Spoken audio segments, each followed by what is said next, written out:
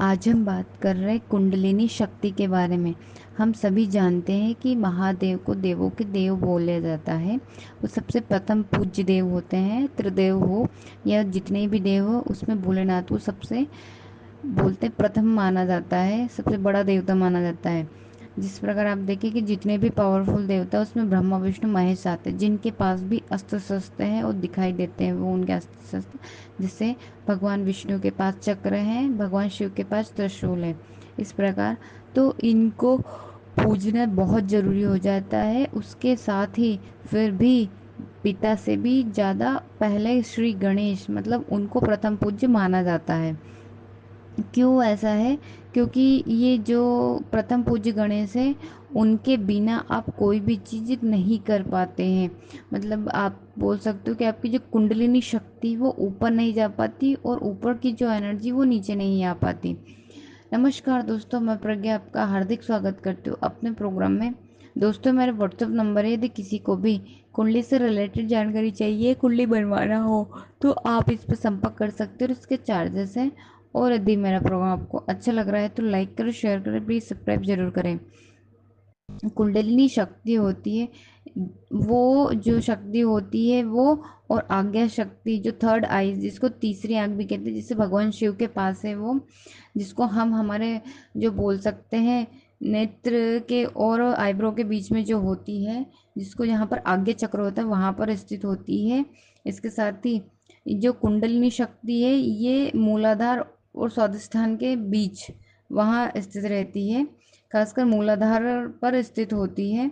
ये जो शक्ति ऊपर नहीं उठती, और जो शिव वाली आज्ञा चक्र वाली शक्ति वो नीचे नहीं आती, मतलब इनका मिलन नहीं होता, इसलिए कुछ नया क्रिएट नहीं कर पाते हैं। जिस पर बच्चा जन्म लेता है ना, तो जिनकी कुंडलिनी शक्ति ऊपर उठ जाती है वो कुछ नया कर लेते हैं। मतलब इनको सिर्फ ज्ञान ही ऑन कर सकते हैं और वो आगे पहुंच सकते हैं। मतलब जब भी हम देखते हैं ना कि हम बोलते हैं कि ऊपर वाला संभाल लेगा, ऊपर वाला कर लेगा, मैं क्यों टेंशन करूं। तो आप किन के हाथों में ये सौंप रहे हैं और किन को बोल रहे हैं? आप शिव को बोल रहे हैं। जो भी ये बोलता है ना कि वो है मेरे इष्टाराध्य, वो संभाल लेंगे, तो उनके काम हो जाते हैं और अटकलें भी नहीं आती। क्यों? क्योंकि उस काम को ऊपर वाला हैंडल कर रहा है। इसके साथ ही जो आपके इष्ट इरादे हैं, वो कोई भी हो, सब पॉजिटिव वे में लेना होता है। हम मतलब इसके साथ ही हम देखें तो कौन रोकता है कि ये ऊर्जा है वो ऊपर क्यों नहीं उठ पाती और ऊपर की ऊर्जा क्यों नीचे नहीं आ पाती। तो आपने सुना होगा कि जग्गी वासुदेव जो बोलते हैं महाशिवरात्रि के दिन रात भर जागरण करना चाहिए और रीढ़ की हड्डी सीधा रखना चाहिए। उन्होंने कहा था कि साधना आप करते हैं तो जो कुंडलिनी शक्ति वो स्वतः ही महाशिवरात्रि के दिन ऊपर की ओर जाती है, शिव जी से मिलने के लिए आप बोल सकते हो, वो स्वतः जाती है। तो ये कितना स्पेशल हो जाता है महाशिवरात्रि का दिन। और उस दिन जो शिव है वो भी नीचे आते हैं इनसे मिलने के लिए, तो इसीलिए इनका मिलन होता है यहाँ पर हम देखें कि मिलन क्यों नहीं हो पाता है। तो बीच में क्या है, केतु का जो स्थान है, जहाँ गुरु का स्थान है वही केतु का स्थान है। तो वो केतु है जो मिलने नहीं देता उनको। मतलब बोलते हैं ना, बहुत सारे लोगों की विश पूरी नहीं होती। क्यों?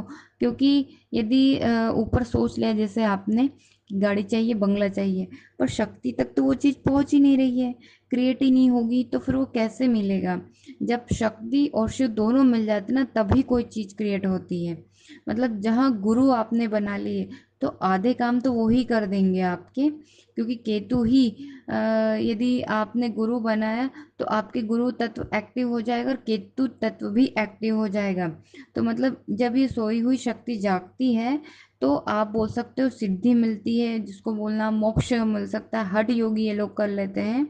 तो वो सब ऊर्जा का जितना भी स्रोत है वो प्राप्त कर लेते हैं। पर कब होता है ये? जब जब वो शक्ति ऊपर उठ जाती है।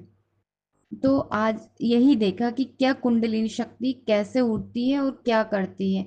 इसीलिए आपने देखा होगा कि अधिकतर जो साधनाएं होती है वो रीढ़ की हड्डी को सीधा रखकर ही की जाती है, ताकि नीचे की एनर्जी ऊपर महादेव तक जा सके। धन्यवाद दोस्तों।